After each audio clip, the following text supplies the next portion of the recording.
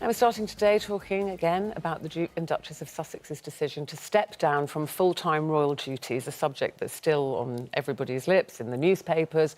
We're all talking about it, but nobody, it turns out, was less surprised than Meghan's sister, that's Samantha Markle. Well, let's find out why. She joins us live from Florida with her thoughts on all of that.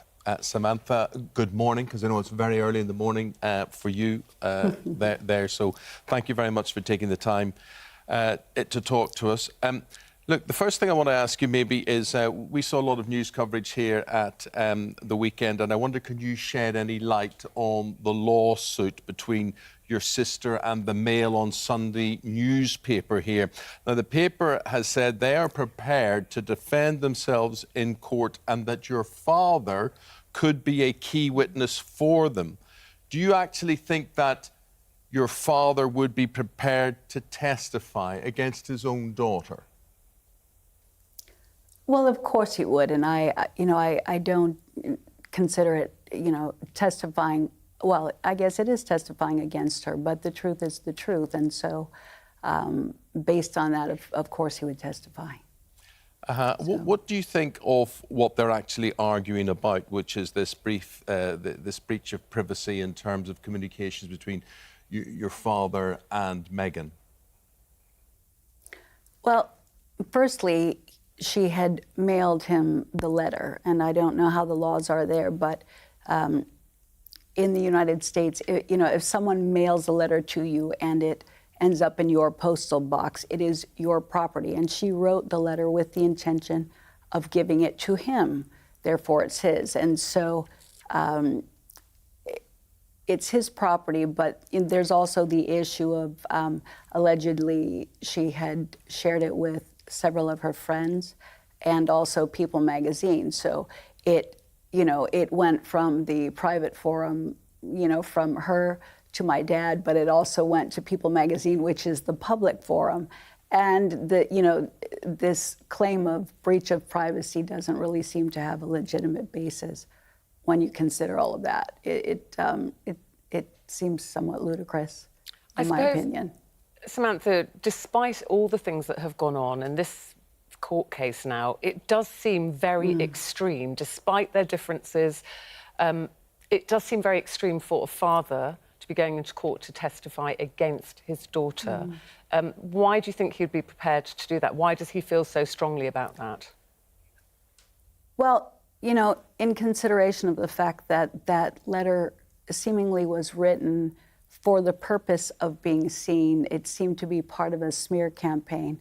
It seemed to be PR structured, and it was entirely untrue. And, So you think it's contrived then, you would say, Samantha? I mean, you say it was written with the purpose to be seen. It was deliberate, it was structured in the way it was composed. Absolutely, and the contents of the letter were not true. It was written seemingly in an attempt to discredit my father when he had been telling the truth about paying for her entire education, just to name, a cascade of things. Samantha, you see, I think we're all a bit confused. I mean, obviously you're very close, and I'll ask you what the state of affairs is between you and your sister, but we're very confused here in terms of the public, because, we see in terms of a public life, which your sister's saying she's going to step back from, but this week we saw her appearing in Vancouver at a woman's refuge. We see a very caring, compassionate side to her. So is she that person, or is she someone else? In my opinion, she is someone else. And, when I saw that, it felt like a PR stunt. On the grounds, my first question was, how many coats and pairs of boots were the women at this shelter given? What were the donations like? And so, it still is my opinion that, public events are helpful and they raise awareness, but really people in desperate crisis situations need resources and help. So in absence of that, I just felt it was absolutely PR oriented. Look, what relationship do you, your father, your brother have with Meghan? I mean, you've spoke about her before. Not everybody would have believed you before. You'd have been mocked before. Do you feel your case as to how you describe the sister you know is stronger now? In other words, are you saying to all of us now, told you so? You know, I'd be lying to say there wasn't a little part of me that, you know, was always out there just, you know, steadfast on the truth. And as she progressively behaved in ways that I felt were inconsistent with the definition of humanitarian, I became more outspoken, but I was also outspoken in defense of articles and publications whom I'd never spoken with, saying things that were untrue. And it became this vicious cycle of setting the record straight rather than just being out there trying to get attention. And yet, you know, the entire time I was still telling the truth. So in a way, yes, I feel vindicated, but under the circumstances, with so many people having been hurt by all of this, our family and the British royal family. Well, one of those people... I can say it's not always a good thing being right. It's somewhat sad to be right in this case, and it's one been of those people who you talk about who seems to be very sad about this, obviously, is your father, Thomas. He hasn't been in the best of health, as we know. How is he now? What does he make of his daughter now stepping down and back from being a senior royal here? And do you think that Harry and Meghan coming to live in Canada, possibly America to be near, will be nearer you? Can you see any reconciliation for your father with the couple? Well, I can't speak on his behalf other than to say he'll have quite a bit to say soon. And as he did say, you know, he's disappointed. I think he is surprised that the royal family has also been hurt by this and are seemingly disappointed. And I don't see a reconciliation at this time. There's too much water under the bridge. And if it was just a matter of miscommunication or, erroneous, misunderstanding because of public perception in the media, that would be one thing. But there seems to be a lot of deliberate, ignoring and disregard of the family and PR attacks that allegedly were very structured and part of a smear campaign against the family. And it just is so uncalled for and hurtful. So a reconciliation would not be likely. I mean, has your dad, you talk about the family there at all. Has your dad met his grandson, Archie, yet? Has he even met his son-in-law, Prince Harry? No, and I will let him address that at a future date. But, and it's sad that he has not had the opportunity to meet Archie. But I think it's also sad for Archie, even though he's really small now, as he gets to be a little bit older. My dad is a great dad, and so it's a loss to Archie not to have that opportunity while my dad is alive. And is your father still keen to meet his son-in-law, Prince Harry? Do you think that's going to happen soon?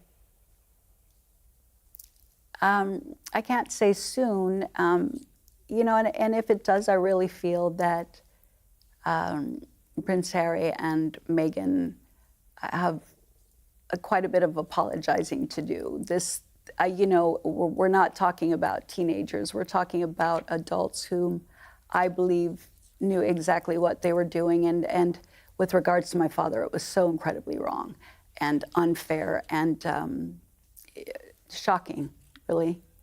Why do you think your sister didn't enjoy royal life? It all started off so well and it all went wrong so quickly.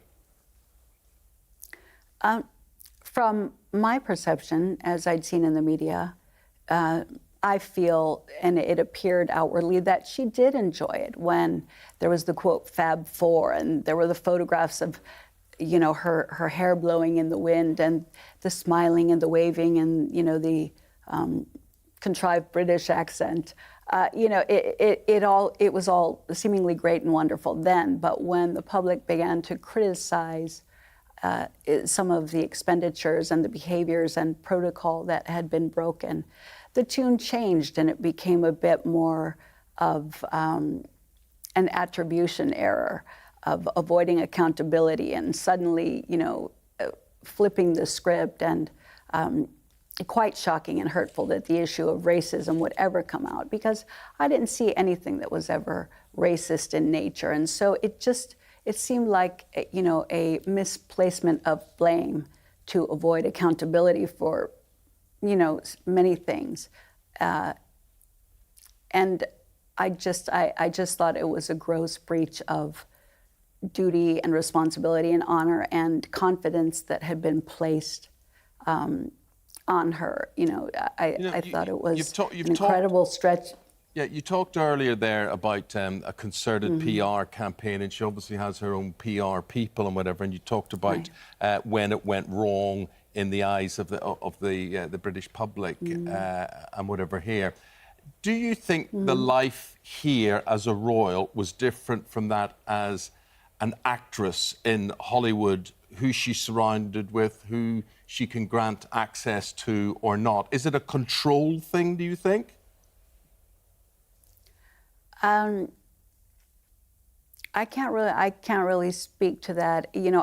I feel that she knew what she was getting into, and perhaps it was control. Maybe, she thought that she would be given more responsibility and freedom than she actually was. But, within any structured environment, those things are not instantaneous. There is a protocol and a hierarchy and a manner of going about things diplomatically that takes time. And perhaps she expected too much too soon. It seems, I don't know. But, and the decision to step back, do you believe, knowing your sister as you do, that was a joint decision, a Meghan decision or a Harry decision? I'm feeling as though it was her decision because she wasn't happy with the criticism that was taking place publicly.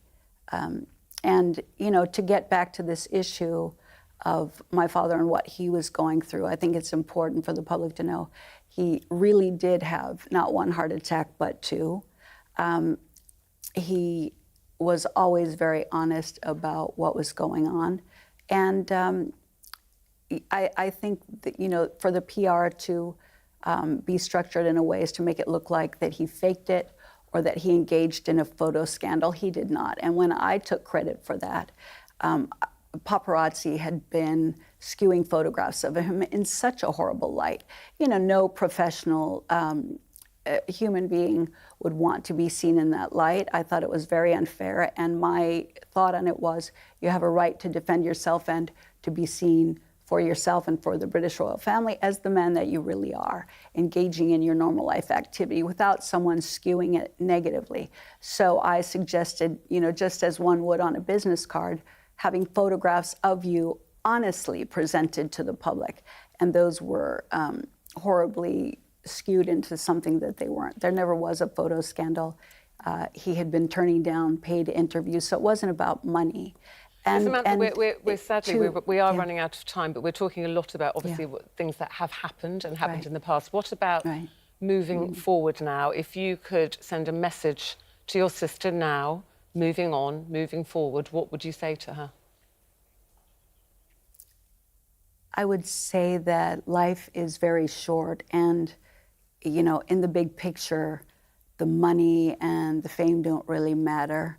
What matters is personal integrity, honesty, family, and so I would hope that she would come to grips with that, apologize, and certainly for the benefit of Archie and the British royal family, move forward being honest and look after the best interests of others. It's so important, and that's all I can say. I don't Well, thank you. I don't know what to, yeah. Well, thank you very much for your time today. It has been very, very interesting talking to you. Samantha Markle, we'll say goodbye. Thank you very much indeed. Samantha Markle is the half-sister of the Duchess of Sussex.